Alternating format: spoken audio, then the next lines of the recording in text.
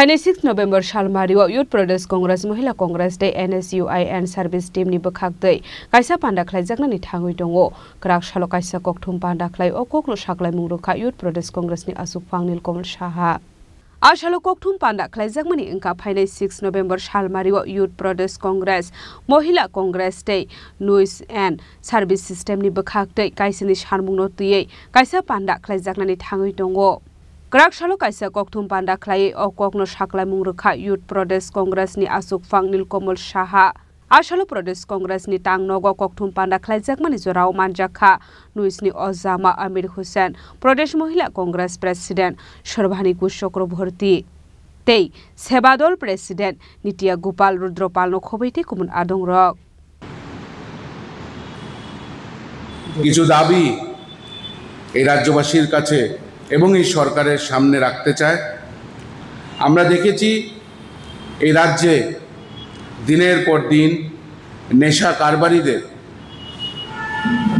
রমরমা ব্যবসা, আমরা দেখছি ছাত্রদের উপর প্রশাসনের লাঠিচার্জ, আমরা দেখছি রোজ দিন কোথাও না কোথাও মহিলারা ধর্ষিত, খুন সহ নানান নির্যাতনে ভুগছে এবং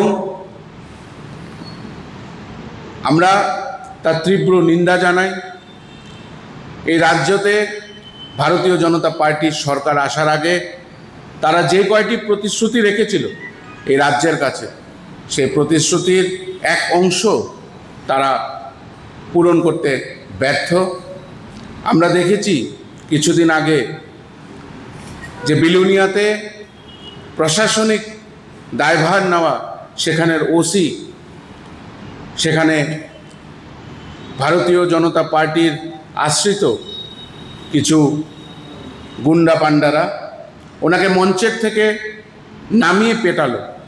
কিন্তু অবাককর ঘটনা আমরা দেখলাম যে পরের দিন যখন কোর্টে ওঠানো হলো 1 ঘন্টার মধ্যে তাদের বেল হয়ে যাচ্ছে। আমরা দেখছি যে ফেসবুকের মাধ্যমে এই সরকারের আসল চেহারা যদি কেউ তুলে ধরার চেষ্টা করে তাকে কোনো না কোনোভাবে ভুল মামলায় দ্বারস্থ করে তাকে রিমান্ডে দেওয়া হয়। আমরা দেখছি যে ছাত্ররা আজকে স্কুলে যাচ্ছে, স্কুলের সিলিং থেকে ফ্যান ভেঙে তাদের মাথায় পড়ছে। আমরা দেখছি ছাত্ররা স্কুলে যাচ্ছে এবং স্কুলে কোনো টিচার নেই। আমরা দেখছি যে তারা যখন শিক্ষকের জন্য, পড়াশোনা করার জন্য, যেটা তাদের মৌলিক অধিকার, তার জন্য প্রতিবাদ করছে, প্রশাসন তাদের উপরে হাত উঠাচ্ছে। লজ্জাস্কর এবং একটি কালো দিন ত্রিপুরা রাজ্যে। এবং এই ছাত্র সমাজরা আজকে যেভাবে ছাত্রদের কণ্ঠরোধ করার চেষ্টা করছে এই সরকার, আমি এতটুকু বলতে পারি যে এই সরকারের শেষে শুরু হয়ে গেছে। এই সরকার যেভাবে রাজ্যটাকে নেশা বাণিজ্যের এক কালো চাদরে মুড়ে নিয়েছে, সেই সরকার আজকে ব্যর্থ। যুবকদেরকে চাকরি দিতে পারছে না। যেখানেই পরীক্ষা হচ্ছে আমরা দেখছি যে সেখানেই দুর্নীতি, যেখানেই পরীক্ষার স্বচ্ছতা নিয়ে প্রশ্ন উঠছে, যারা পরীক্ষা দিচ্ছে তারাই প্রশ্ন করছে যে সে পরীক্ষা ঠিক করে দেওয়া হয় না। তাই আমরা সিদ্ধান্ত করেছি যে আগামী 6 তারিখ আমরা রাজ্য জুড়ে গণ অবস্থানে যাব।